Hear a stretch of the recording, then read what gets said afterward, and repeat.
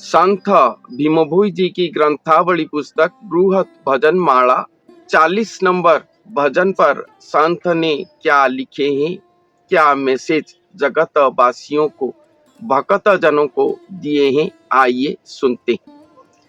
पृथ्वी हेलाणी अंधार संभाल के अछ जेबे। ये पृथ्वी अंधकारमय हो रहा है। इस पृथ्वी पर आप कौन भक्त हो जो इसको संभाल पाओगे?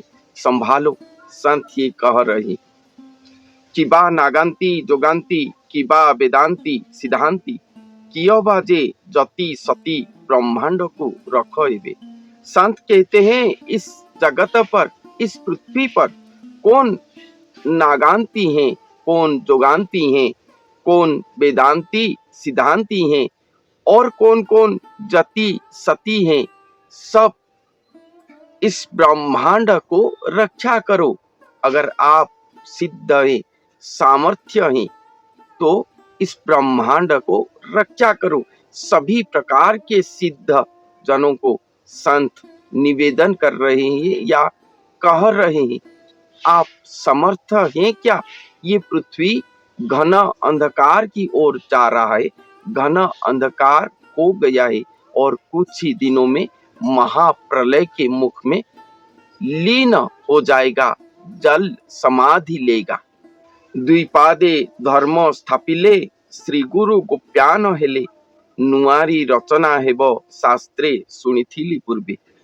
और जो ये पृथ्वी को रक्षा करेंगे, इस पृथ्वी पर पुनः धर्म संस्थापन करेंगे, ये अंधकार को दूर करेंगे, वही अवतार पुरुष जो कि श्री गुरु स्वरूप होकर महावतरण करेंगे, धरती पर द्विपाद पर आएंगे, अर्थात मनुष्य देही होकर आएंगे।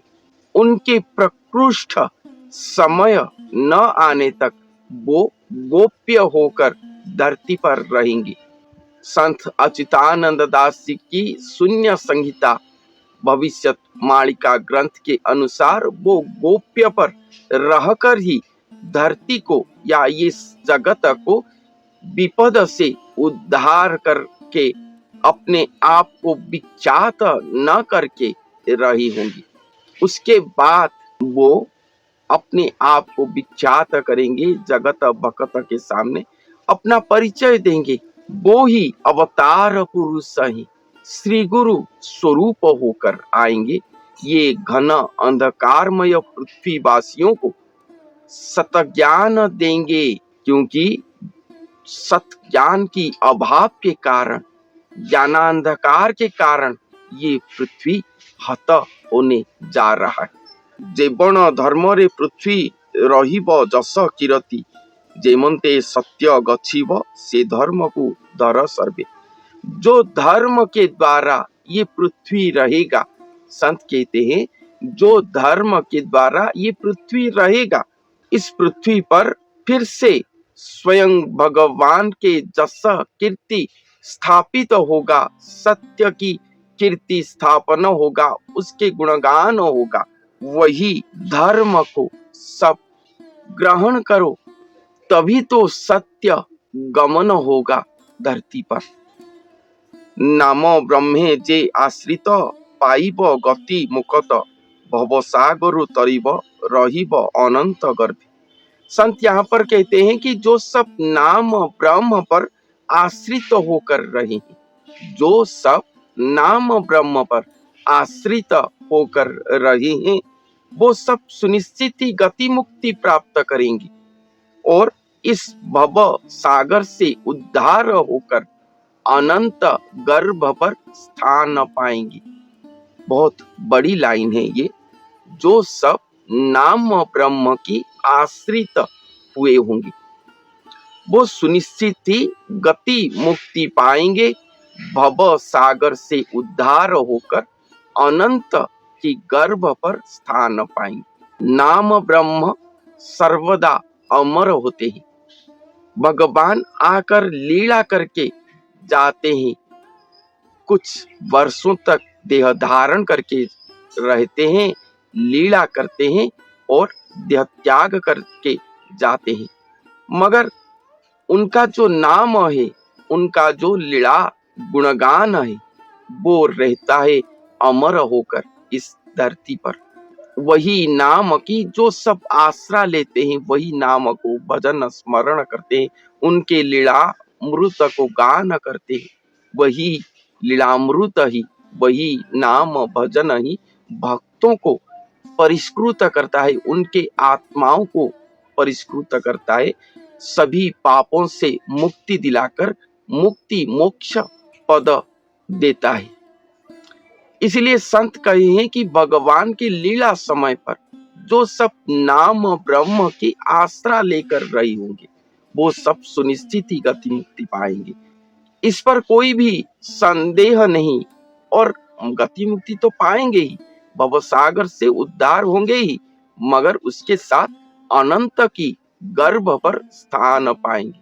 आत्मा सब मुक्ति पाने के बाद प्रभु की पाद पर लीन जाते हैं, मगर यहाँ कहा गया है कि अनंत गर्भ पर स्थान पाएंगे, क्योंकि ये कलियुग की अंत के बाद जो नया श्री सत्य युग आएगा, उसका क्षय नहीं होगा। जो कहते हैं सत्य युग क्षय होकर त्रेता आएगा, द्वापर आएगा, उसके बाद फिर से कली आएगा, भगवान का अवतार लीला वैसे ही चलता रहेगा इस पृथ्वी पर, ऐसा नहीं होने वाला है। यही कलियुग पर ही भगवान का लीला जो ये पृथ्वी पर होने वाला है, वो अंतिम लीला है, यहीं पर ही समाप्त हो जाएगा और ये श्री सत्य युग कहलाएगा। इसीलिए गुरु स्वरूप, श्री गुरु स्वरूप होकर भगवान पदार्पण कर रहे। जो भी उन्हीं के आश्रा लेंगे, उन्हीं के नाम आश्रा लेंगे, सब गति मुक्ति पाएंगे और उनके गर्भ पर जाकर स्थान पाएंगे। ये महा सत्य है। इसलिए आत्माओं को, मनुष्य देही आत्माओं को समय नष्ट न करके भगवान के नाम चरणाश्रित हो जाना चाहिए। क्या पता ये जन्म के बाद हमें और मनुष्य जन्म मिले या ना मिले, ये हेतु ज्ञान हमारे पास रहेगा या नहीं रहेगा, कोई नहीं जानता। भगवान के लीला के समय हम देहधारी होकर रहेंगे या नहीं होंगे, ये भी हम नहीं जानते, मगर ये समय, ये जीवन, ये मानव देह हमारे लिए अमूल्य है। ये जीवन जन्म पर अगर हम नाम ब्रह्म की आश्रा ले, भगवान के नाम जाप करें, उनके आश्रा ले जाएं, तो गति मुक्ति प्राप्त हो सकता है। संत ये कह रहे हैं। आत्मा को कले गोचर, पाई आद्य अंत तार, दृढ़ बंधे सेवा कर, निश्चय से तारी नेबे। अपने आत्मा को पहचानो, उसको ठाव करो, वो क्या ढूंढ रहा है, किस लिए आया है, वो कौन है, उसको जाना कहाँ है, उसका लक्ष्य कहाँ है, उसका यात्रा कहाँ पहुंचने से समाप्त होगा। ये बात को अपने आप से पूछो, जानो इसका उत्तर क्या है, उसके आद्य अंत तक जाओ, तभी भगवान के श्री चरण पर, दृढ़ बंध पर सेवा करने की मनोभाव आएगा और वो सुनिश्चित ही तुम्हें उद्धार कर ले जाएगा। संत ये कह रही। भणे भीम सेन कंध, जीवंते हेलाणी बद्ध, जनाउछि पादपिंद, श्री गुरु हेले जानिबे। संत भीम भोई ये कह रहे हैं कि ये सभी आत्मा इस देह के अंदर जीवन धारण करते हुए भी बद्ध हो गए हैं, जड़ बन गए हैं। ये एकमात्र श्री गुरु स्वरूप ही जानते, बाकी कोई मनुष्य का तो इसके ऊपर ज्ञान नहीं। अपने आत्मा सजीव होकर है या मृतवत हो गया है, इसके बारे में कोई नहीं जानता। ये केवल ही केवल श्री गुरु स्वरूप ही जानते हैं, केवल ही केवल श्री गुरु स्वरूप ही जानते हैं, उसके अलावा द्वितीय और कोई भी जान नहीं सकते। मिथ्या अहंकार पर मत रहिए, उसको त्याज्य कीजिए और अपने आप को पहचान के नाम ब्रह्म की आश्रा लीजिए, तभी गति मुक्ति आपको प्राप्त हो सकता है। यही मैसेज है।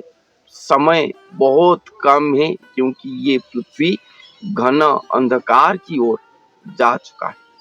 बहुत दिनों से मैं वीडियो अपलोड नहीं कर पा रहा हूँ क्योंकि हमारे गुरुजी के आश्रम पर कुछ कार्य चल रहा है और ये कार्य को मुझे बारिश से पहले समाप्त करना होगा, क्योंकि बारिश आ जाएगा तो यहाँ पर कुछ भी और नहीं हो सकता। इसीलिए मैं व्यस्त रहता हूँ, वीडियो वगैरह तैयार ही नहीं कर पाता। जून लास्ट तक शायद इस तरह की डिसकंटिन्यूटी दिखाई देगा। उसके बाद फिर से नई टॉपिक के साथ हम वीडियो बनाएंगे और भविष्यवाणी ग्रंथों से नया पुस्तक आपके सामने उपस्थापन करेंगे। फिर भी उसके अंदर जब भी समय मिलेगा जरूर मैं एक वीडियो तैयार करके आपके सामने उपस्थापन करने की कोशिश करूंगा। तो आज के लिए इतना ही। धन्यवाद।